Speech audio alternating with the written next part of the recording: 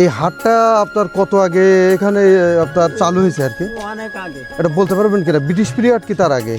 British পিরিয়ডের দিকে। British period. আপনার বয়স কত হয়েছে? আমার বয়স 70 মতো। 70 বছর হয়েছে। তাহলে আপনি ছোটবেলা থেকে হাটে আসেন? তারও অনেক আগে। তা না, আপনি আসেন কিনা? হ্যাঁ। এই হাটে ছোটবেলা থেকে আসেন না?